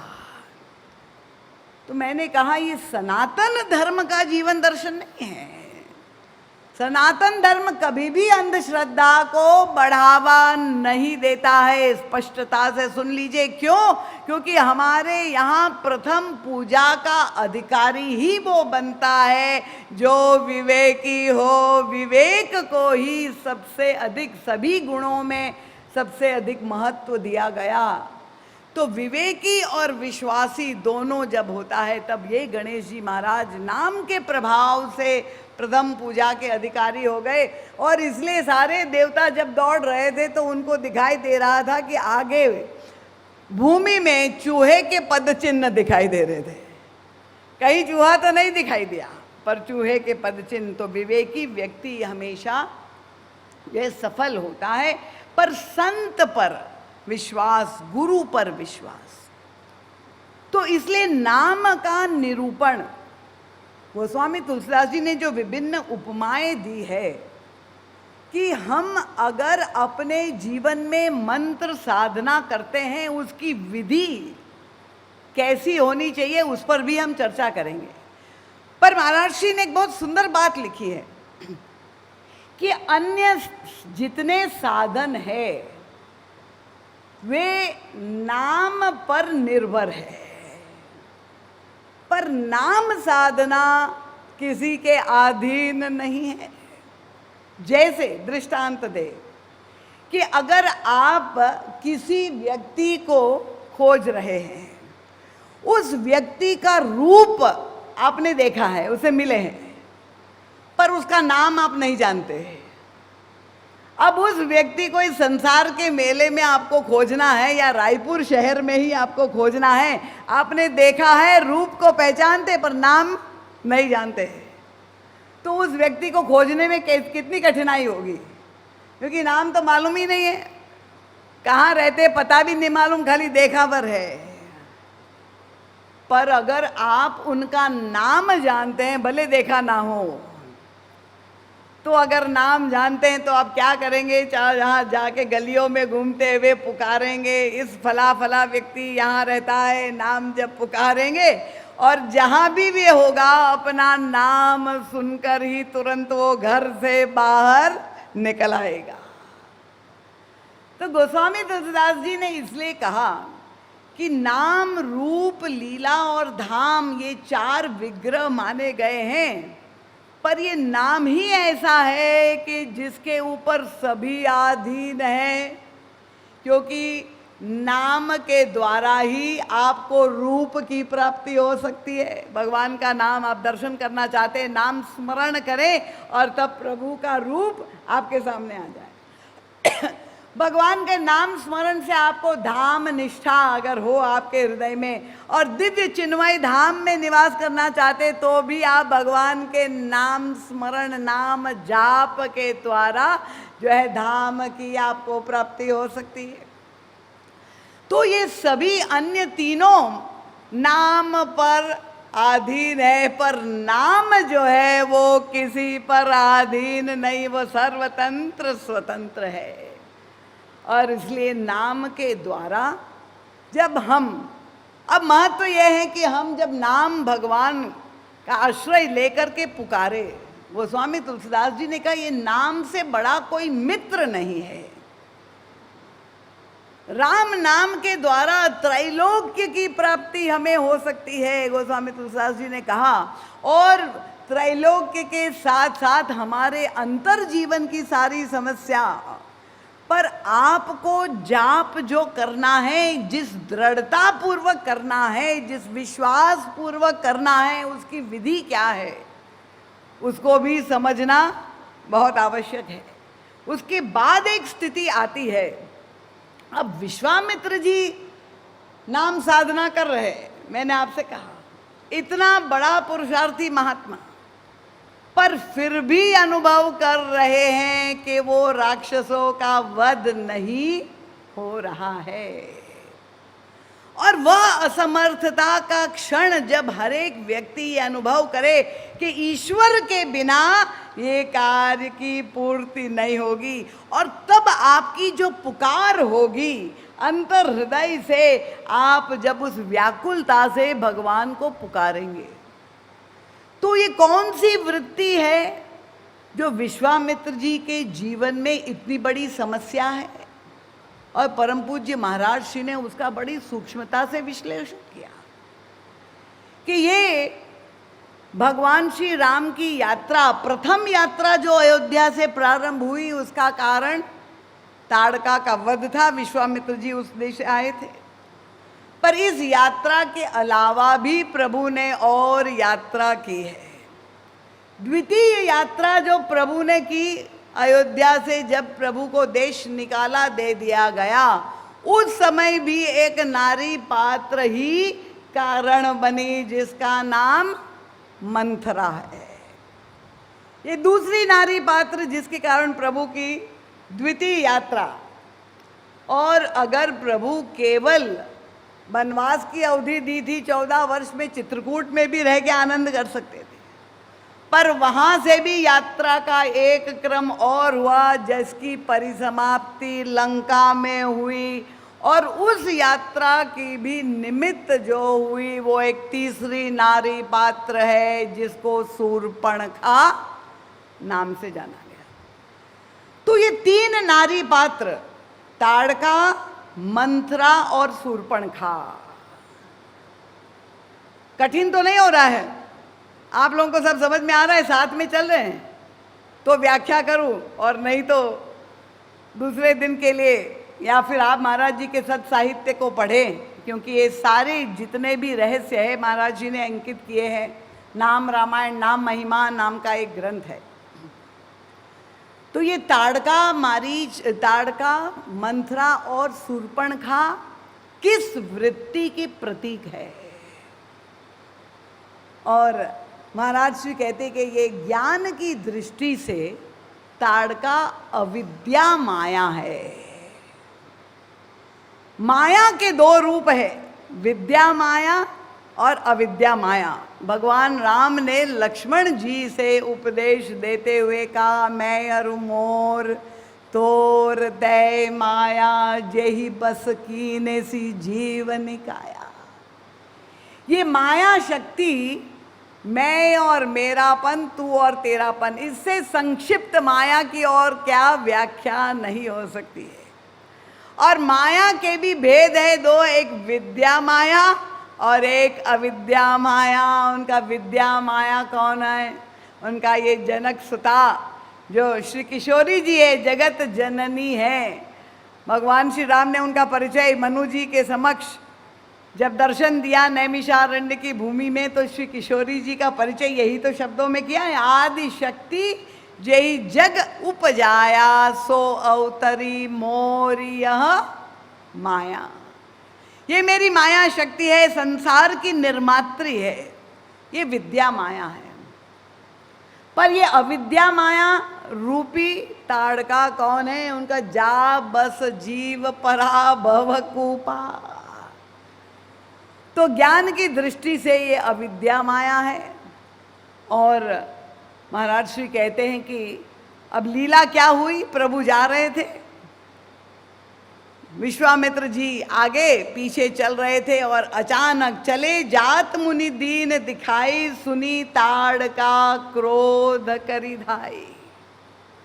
ये जो लक्षण प्रकट हुआ, भगवान का दिव्य सौंदर्य देख करके जहाँ सब सम्मोहित हो जाते हैं, वहीं पर ताड़का की स्थिति क्या है, उसकी प्रतिक्रिया क्या है? वो भुवन मोहन सौंदर्य, सौंदर्य के समुद्र का दर्शन करके भी जिसको क्रोध आया, वो है ताड़का। क्रोध क्यों आया? जय विश्वामित्र जी ने उंगली दिखा करके केवल चिन्हित किया श्री रामभद्र को, चले जात मुनि दीन दिखाई, सुनी ताड़का क्रोध करी धाई।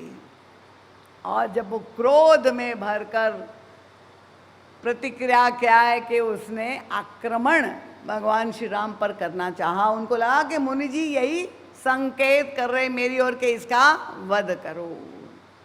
महाराज जी कहते ये जो ताड़का है वो है भेद बुद्धि, भक्ति की भावना दृष्टि से। भेद बुद्धि, मैंने कहा ना, मैं और मेरा, तू और तेरा, ये भेद जब हमारे अंदर जहाँ पर कार्य कर रहा है, और सारे व्यवहार के मूल में अगर ये भेद वृत्ति है, ये क्या भेद कैसे उत्पन्न होता है? उनका द्वैत के कारण ये भेद उत्पन्न होता है। द्वैत का मतलब मैं और तू, ये द्वैत भाव जब उत्पन्न हो गया, जहाँ पर द्वैत होगा वहाँ भेद अवश्य होगा, और जब भेद होगा तो क्रोध अवश्य आएगा। क्रोध कब आता है? क्रोधातिरेक कब होता है? गोस्वामी जी ने फिर संकेत किया मानस में कि क्रोध की द्वैत बुद्धि बिनु, द्वैत की बिनु अज्ञान। ये अज्ञान के कारण हम द्वैत भाव से ग्रसित है। ज्ञान जब हो जाता है, ज्ञानी का लक्षण क्या है? जब ये बोध हो जाए मेरा स्वरूप क्या है, उनका अहम ब्रह्मास्मि। अपने स्वरूप का बोध जब हो जाए और अहम ब्रह्मास्मि ये अंदर हृदय में जो ईश्वर बैठा हुआ है उसका जब स्वरूपक ज्ञान हो जाए तो उसको हम ज्ञानी कहते। पर वो ज्ञानी का बोध केवल अपने तक सीमित ना हो, सारे संसार के स्वरूप पर भी जब वो चिंतन करता है तो उसे वही बोध होता है, सर्वम खलुविदम ब्रह्म। सब में वही एक ही दिव्य चेतन तत्व है, वही सच्चिदानंद है, जो मुझ में है वो तुझ में है। तो अगर मूल में हम ध्यान दें तो वो अद्वैत तत्व ही सारे संसार में अनुस्यूत है। ये ज्ञान का परिणाम है। पर ये अज्ञानता के कारण हम माया, ये अविद्या माया के कारण द्वैत बुद्धि से ग्रसित हो करके भेद भाव का प्रयोग जब व्यवहार में करते हैं, यही ताड़का की वृत्ति है। और तब जब प्रभु को देखकर क्रुद्ध हुई, गुरुदेव ने, विश्वामित्र जी ने संकेत किया, ताड़का की समस्या का समाधान कैसे किया प्रभु ने। अब यहाँ मानस का गोस्वामी तुलसीदास जी ने देखिए ऐसा गूढ़ ज्ञान के संदेश को कितनी कलात्मकता से शब्द के द्वारा प्रस्तुत किया। उनका एक ही बाण प्राण हरि लीना, प्रभु के तरकश से एक बाण निकला, ताड़का के ऊपर प्रहार किया और ताड़का का संहार हो गया। अब परम पूज्य महाराज जी जैसे गोताखोर जैसे प्रसंगों में उस गहराइयों में पहुंच जाते हैं। प्रभु ने, क्योंकि प्रभु के पास बाणों की कोई कमी नहीं है। ताड़का के दो पुत्र आप जानते, मारीच और सुबाहु, और सुबाहु पर भी प्रभु ने प्रहार किया। पर वहां पद्धति में भिन्नता है, वहां पावकास्त्र अग्निबाण का प्रयोग किया और जो है सुबाहु को जलाकर भस्मीभूत कर दिया। और मारीच जो उसका दूसरा पुत्र था उस पर प्रभु ने बाण का प्रयोग किया, पर वो भी तीसरे प्रकार का, उनका बिना फल का बाण प्रकार का प्रयोग करके मारीच का वध नहीं किया, 100 योजन दूर फेंक दिया। ये जो भगवान श्री राम की राक्षसों के वध करने की कला है, परम पूज्य महाराज जी कहते हैं उसमें गहरे आध्यात्मिक संदेश है। ये एक ही बाण, केवल एक नहीं, एक ही, महाराज जी कहते हैं ये शब्द गोस्वामी जी ने जो प्रयोग किया बड़ा सांकेतिक है। एक ही बाण का संकेत क्या है कि प्रभु ने अद्वैत का बाण प्रयोग करके द्वैत को समाप्त कर दिया।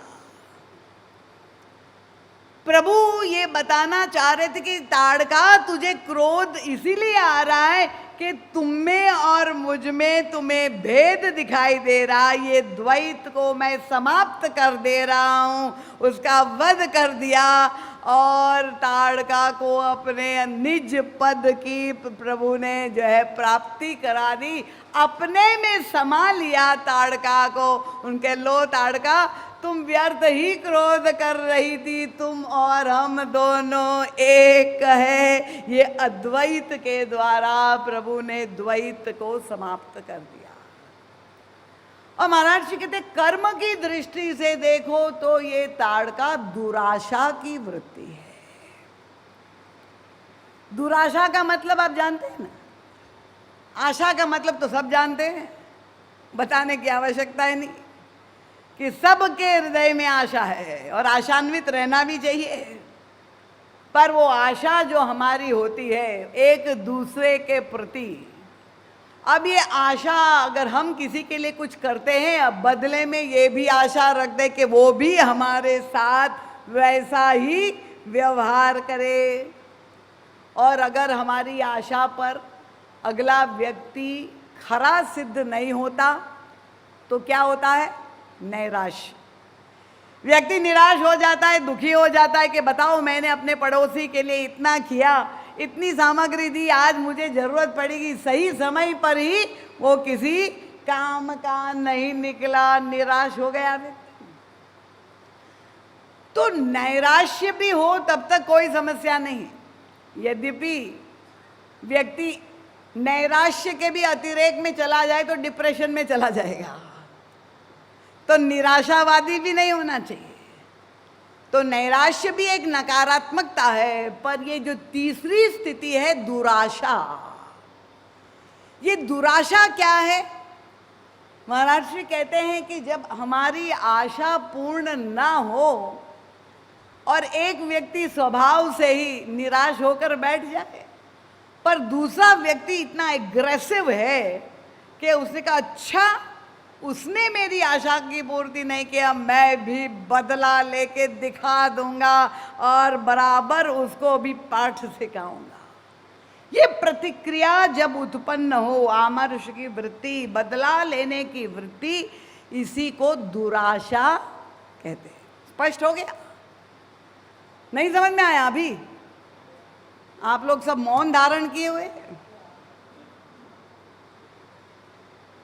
जैसे भगवान हमारे हृदय में मौनी बाबा बन करके बैठ गए, वैसे आप लोग भी क्या मौनी बाबा बैठ गए कि फिर आपको झकझोर पढ़ के उठाना पड़ेगा?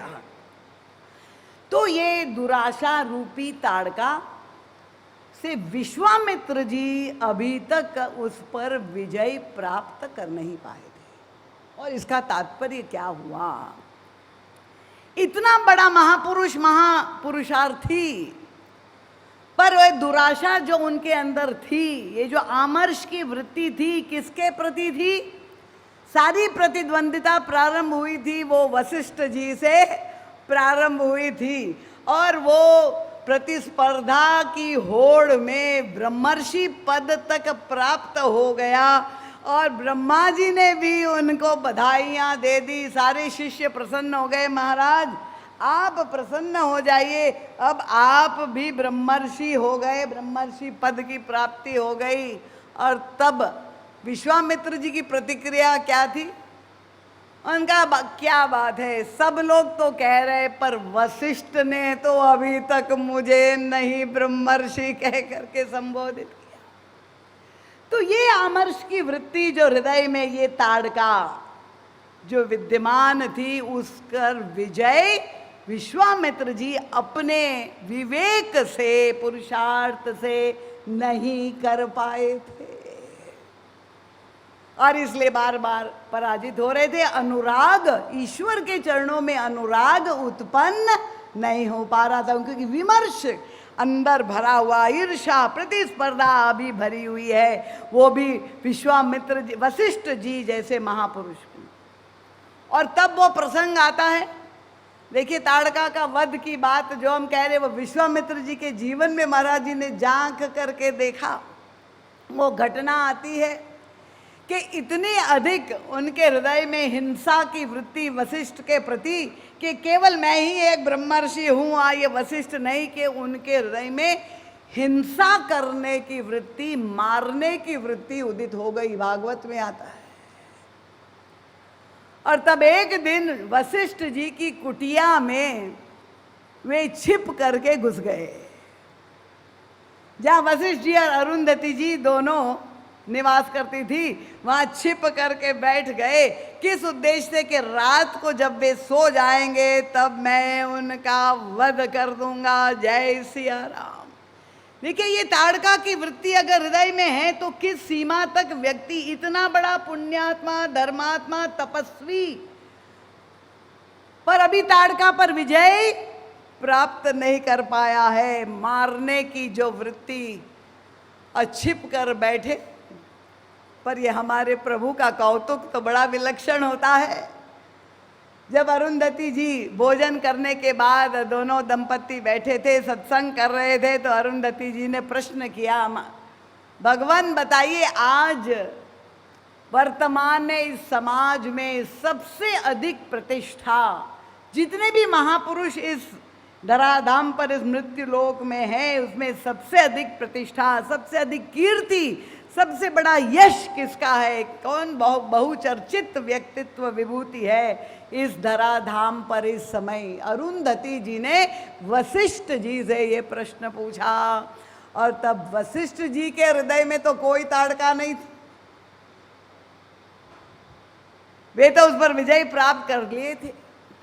तो जिस भावना से विश्वामित्र जी ग्रस्त थे, वशिष्ठ जी सर्वथा उससे ऊपर उठ गए थे, वो देहाभिमान की वृत्ति से ग्रस्त नहीं थे। और तब उन्मुक्त भाव से वशिष्ठ जी प्रशंसा करने लगे कि मेरी दृष्टि से इस समय संसार में अगर सबसे अधिक प्रतिष्ठित कोई है तो वो है महाराज विश्वामित्र जी, वो ही सबसे अधिक कीर्ति उनका जो है, उनका यश आज पूरे संसार में यश चंद्र जो है प्रकाशित हो रहा है। अब जब यश विश्वामित्र जी के मुख से अपने गुणगान सुनने लगे, कान में पड़े, विश्वामित्र जी वहीं छिपे हुए थे, ये प्रभु का कौतुक था। और तब विश्वामित्र जी की जो परिणति हुई, जैसे ही सुना इतना संकोच में गड़ गए, जो छिपे हुए थे वो बाहर निकल आए, गिर पड़े वशिष्ठ जी के चरणों में, दंडवत प्रणाम किया, क्षमा याचना की। और तब वशिष्ठ जी महाराज ने कहा, धन्य है ब्रह्मर्षि विश्वामित्र। ब्रह्मर्षि कह करके उनको संबोधित कर दिया कि आज आपने ताड़का पर, विमर्श पर विजय प्राप्त कर ली। तो ये जो भेद वृत्ति है, भगवान श्री राम के नाम का जप करके हमें प्रार्थना क्या करनी है? श्री राम को जो देश निकाला दे दिया गया, उसके मूल में भी जो वृत्ति है, ये केवल त्रेता का सत्य नहीं है, आज प्रत्येक घर का ही नहीं, प्रत्येक व्यक्ति के अंतर मन में हमें झांक करके देखना, कहीं ये ताड़का छिपी हुई तो नहीं है। मंथरा इसीलिए तो सफल हो पाई क्योंकि उसको भेद दिखाई दिया। क्या भेद दिखाई दिया? कि राम कौशल्या के पुत्र है और भरत कैकेयी के पुत्र है, सौत के पुत्र है। ये भेद वृत्ति। अगर मंथरा के पास ये दृष्टि होती, देखिए दोनों तरह से देख सकती, उन्होंने उस दृष्टि से नहीं देखा। अगर वो ये देखती कि अरे मूल में चाहे राम हो चाहे भरत हो, दोनों के पिता तो एक ही है, दोनों ही दशरथ नंदन है, तो वो अभेद हो जाता, वहाँ बिल्कुल अद्वैत हो जाता। पर दृष्टि में ये जब भेद आ जाता है, और इसलिए मंथरा ने कैकेयी से कहा कि महारानी 2 वरदान मांगना है। देखिए, ये जब भी मंथरा आपके जीवन में आएगी, एक वरदान से उसको संतोष नहीं। महारानी कैकेयी ने कहा, ठीक है, मैं महाराज दशरथ से प्रार्थना करती हूँ, याद स्मरण दिला देती हूँ, उन्होंने पिताजी को वचन दिया था कि भरत को राज्य दे दे। उनका नहीं, एक वरदान नहीं। भाई अगर आप चाहते कि आपके पुत्र की उन्नति हो, राज्य पद मिले, तो स्वाभाविक है। उनका नहीं, जब तक सौत के पुत्र को दंडित उत्पीड़ित ना किया जाए तब तक आनंद अधूरा है। ये भेद वृत्ति।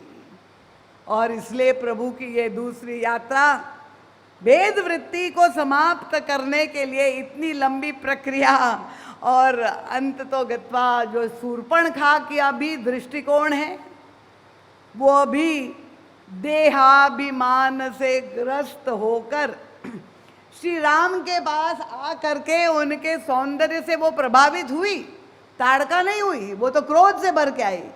पर शूर्पणखा कामातुर हो गई। जहाँ उसमें क्रोध आया तो उसमें काम वासना का अतिरेक हो गया। श्री राम को पाने की इच्छा उसके मन में हुई, और जब भगवान श्री राम ने उनकी ओर देखा ही नहीं, आंख उठा करके सीतई चितई कही प्रभु बाता। प्रभु की दृष्टि तो अपनी परम प्रिया जय श्री किशोरी जी के मुखमंडल से हटती ही नहीं एक क्षण के लिए। और तब मंथरा ने अर्थ क्या लिया कि ये राजकुमार इसीलिए मेरा निमंत्रण, मैं परम सुंदरी बनकर आई थी, पर अगर वो मेरा निमंत्रण स्वीकार नहीं कर रहे, उसका कारण ये उनकी सुंदरी पत्नी है, इसीलिए वो मेरा निमंत्रण स्वीकार नहीं करे, तो मैं उसका जो है खा जाऊं, आक्रमण सीता जी पर करने के लिए प्रस्तुत होगी।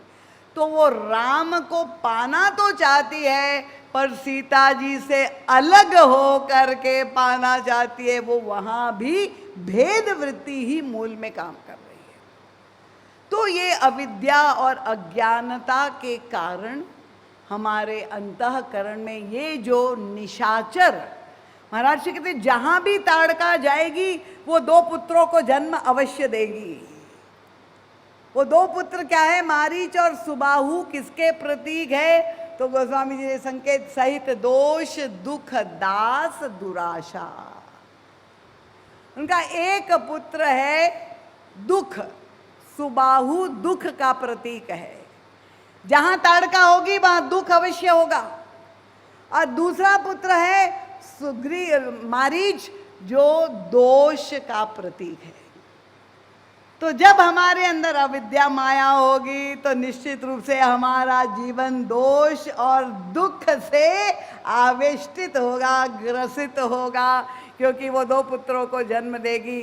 और तब प्रभु ने एक ही बाण से ताड़का का वध कर दिया, पावकास्त्र से दुख रूपी जो है सुबाहु को जला करके नष्ट कर दिया, और दोष रूपी मारीच को दूर फेंक करके महाराज विश्वामित्र जी के यज्ञ को पूर्णता प्रदान कर दी। तो ये त्रेता की घटना को गोस्वामी तुलसीदास जी जब देखते हैं, ये मानस जब लिखते हैं, तो प्रत्यक्ष दृष्टा के रूप में सम्मिलित हो करके, और तब वे नाम भगवान से प्रार्थना करते हैं कि प्रभु आप तो शाश्वत है, परम सत्य है, चिन्मय है और सर्व सामर्थ्यशाली है, और आपके रहते हुए मेरे जीवन में ये ताड़का बनी हुई है, और इसलिए आप कृपा करके हमारे अंतर जीवन की इस ताड़का रूपी निशाचर का, इस दुर्गुण का नाश करिए। और मेरी जो अहिल्या है वो अभी भी जड़ बनी हुई है। वो अहिल्या आप जानते ही है किसका प्रतीक है, अपनी बुद्धि की ओर इंगित करते हुए गोस्वामी तुलसीदास जी ने प्रार्थना की। इतने वर्षों से आप कथा श्रवण कर रहे हैं, पर मैं बहुत डरते हुए कह रही हूँ कहीं कठिन ज़्यादा ना हो जाए चर्चा, क्योंकि दार्शनिक है और आध्यात्मिक है, और इन सारी लीलाओं को हमें अपने अंदर खोजना है। दूसरे में ताड़का खोजना बहुत सरल है, तब कथा कठिन नहीं होगी। पर इस कथा की जटिलता क्या है कि परम पूज्य महाराज श्री दर्पण लेके बैठते हैं कि तुम कुंभकर्ण को दूसरे में मत खोजो, तुम अपने आप को देखो और तब मिलाओ, कहीं तुम ही कुंभकर्ण तो नहीं हो। और इसलिए इस कथा को समझना और उतारना बहुत कठिन हो जाता है। तो ये गोस्वामी तुलसीदास जी की प्रार्थना है नाम भगवान से कि आप सक्रिय हो जाए, निष्क्रिय के रूप में आप अंदर जो है ये सोया हुआ ब्रह्म है उसको जागृत नाम स्मरण के द्वारा आप जब पुकारेंगे। उसका एक वैज्ञानिक भी जो है तात्पर्य है कि जब ऊर्जा जो शक्ति उत्पन्न होती है निरंतर नाम स्मरण से, वो शक्ति का प्रयोग आप कहाँ पर करते हैं। अगर आप नाम जाप करते हुए, जैसे कुछ तांत्रिक लोग हैं वे भी मंत्र सिद्धि करते हैं, और यही नहीं स्मशान में जाके अघोरी लोग मंत्र सिद्धि करते हैं, पर वो सारी मंत्र सिद्ध करके उसका प्रयोग जो शक्ति प्राप्त करते हैं वो आप जानते किस पे करते हैं। फिर वो आ करके समाज में चमत्कार दिखाते हैं कि वो एक व्यक्ति ने मुझे कहा दीदी माँ हमारी भैंस खो गई थी, और तब मैं चला गया, एक व्यक्ति बिल्कुल बता दिया उसने कि यहाँ से 32 किलोमीटर के अंदर कहीं तुम्हें कल तक ये भैंस मिल जाएगी। पर तुम्हें उसके लिए इतना पैसा देना पड़ेगा। तो इन शक्तियों का प्रयोग अगर हम सांसारिक वस्तुओं को पाने के लिए करते हैं तो हमारी आध्यात्मिक प्रगति वहीं पर रुक जाएगी। पर अगर हम भगवान के भक्त हैं और प्रभु के चरणों में अनुराग प्राप्त करना चाहते हैं, प्रभु से मित्रता प्राप्त करना चाहते हैं, तो हम ये सारी प्रार्थना नाम भगवान से करें, ये जाप के द्वारा जो शक्ति अर्जित करें और प्रभु से कहें कि उसके द्वारा हमारे अंतःकरण के दोष, सारे पाप। गोस्वामी तुलसीदास जी कहते हैं कि अन्य साधन जितने भी है वो जो काम करते हैं वो ऊपरी सतह पे करते हैं। जैसे एक पाप का वृक्ष है तो आप उस पाप को मिटाना चाहते हैं, अधर्म के द्वारा जो भी फल एकत्रित हुआ है पाप, तो अगर आपके अंदर लोभ है आप दान करेंगे तो लोभ कम हो जाएगा। अगर क्रोध है तो आप क्षमा करेंगे, कम हो जाएगा। तो विभिन्न साधनाओं के द्वारा आप ये विकारों की मात्रा कम कर सकते हैं। टहनियाँ कट जाएगी, पत्ते कट जाएंगे, ऐसा लगता है कि कम हो गया, पर महर्षि कहते हैं अगर मूल अभी ज्यों का त्यों बना हुआ है तो कितना ही पाप के वृक्ष को छांट दो फिर से वो बड़ा हो जाएगा। और नाम भगवान क्या करते हैं कि वो जड़ मूल को ही जला देते हैं। जन्म जन्मांतर के जितने भी पाप है वो आप ये नाम जप के द्वारा जो तप आप करते हैं, जो तीव्र ताप उत्पन्न होता है, उसमें वो सारे पाप जल करके वो वृक्ष ही समाप्त हो जाता है। ऐसा अतुलनीय सामर्थ्य नाम जाप में है और ये दसों दिशा में हमारा मंगल करने वाला है। इसीलिए आप सबके चरणों में यही मैं बार बार निवेदन करूंगी।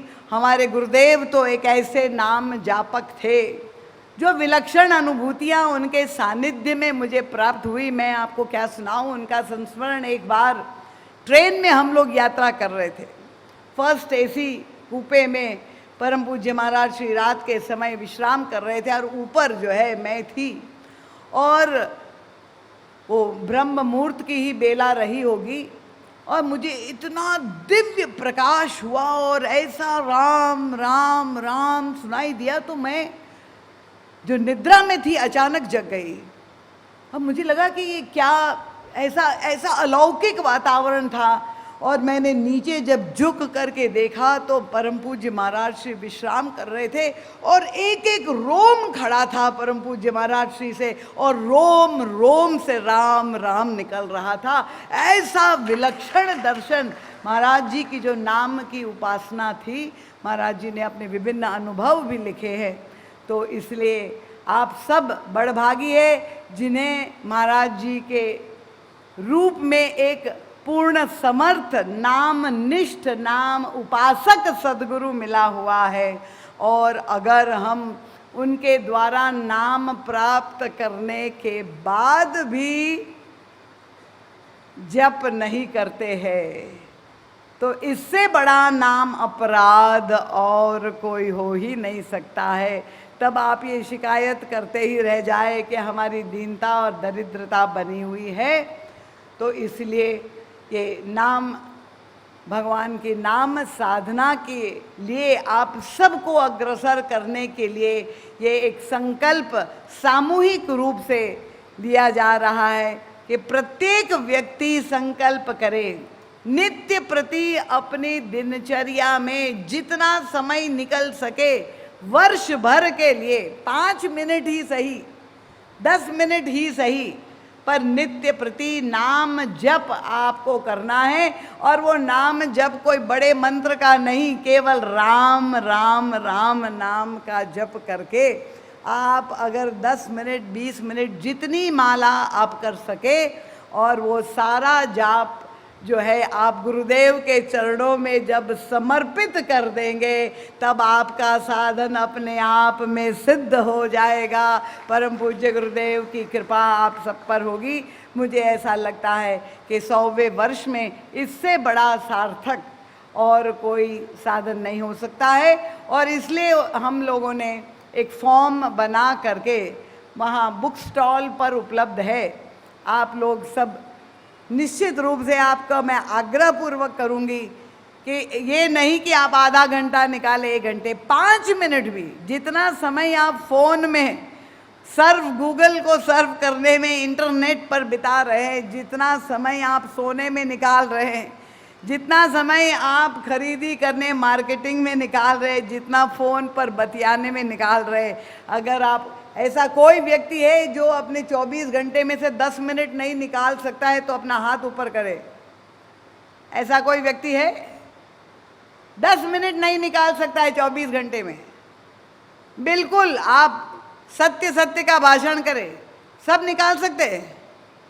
10-12 मिनट, एक घड़ी 24 मिनट है और आधी घड़ी 12 मिनट। एक घड़ी या आधी घड़ी निकाल करके आज से संकल्प करें कि हम लोग सब राम नाम का जप करेंगे और हम गुरुदेव को वो समर्पित कर देंगे, तो ये कथा की सार्थकता हो जाएगी। आयोजकों को लिए भी बड़ी प्रसन्नता का विषय हो गया। और हमारी सौभाग्यवती संगीता जी ने तो बहुत ही सुंदर आज प्रातः काल ही प्रारंभ कर दिया है कि राम नाम की पुस्तिकाएं बांटना शुरू कर दिया है। आपको पेन भी दी जाएगी और राम नाम की पुस्तिका भी दे दी जाएगी।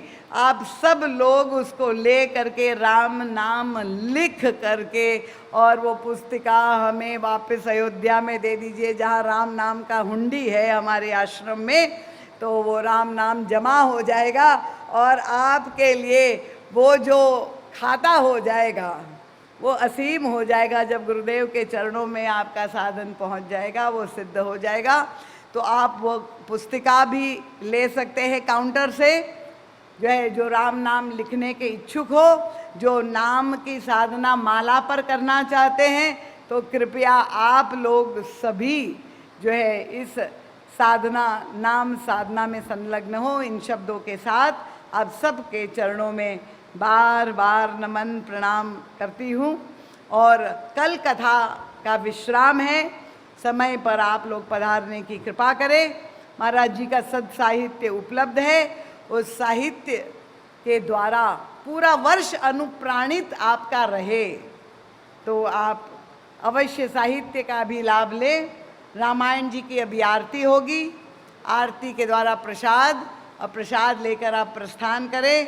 प्रातःकालीन सत्संग शिविर में आप लोग सबका स्वागत है। यहीं पर मेरा निवास है और परम पूज्य महाराज श्री के आराध्य ठाकुर जो महाराज जी के द्वारा पूजित थे, वो दरबार आया हुआ है अयोध्या से। आप लोग सब उसका भी दर्शन लाभ ले सकते हैं और भजन कीर्तन में भी, प्रार्थना में, और सत्संग, प्रातःकाल भी सत्संग होता है, प्रश्नोत्तरी होती है। अगर आपके मन में कोई जिज्ञासा आज की कथा सुनने के बाद कोई दुविधा है, तो कल प्रातःकाल आप ये जो है संशय का समाधान किया जाएगा। आप सब सादर निमंत्रित हैं। इन शब्दों के साथ भगवान के नाम का जय घोष, दोनों हाथ उठा करके नाम भगवान का स्मरण करें। बोलिए सियावर रामचंद्र भगवान की जय। बोलिए पवन सुत हनुमान की जय। पूज्यपाद गोस्वामी तुलसीदास जी महाराज की जय। बोलिए वृंदावन बिहारी लाल की जय। बोलिए सद्गुरुदेव भगवान की जय। भारत माता की जय। सत्य सनातन धर्म की जय। संत समाज की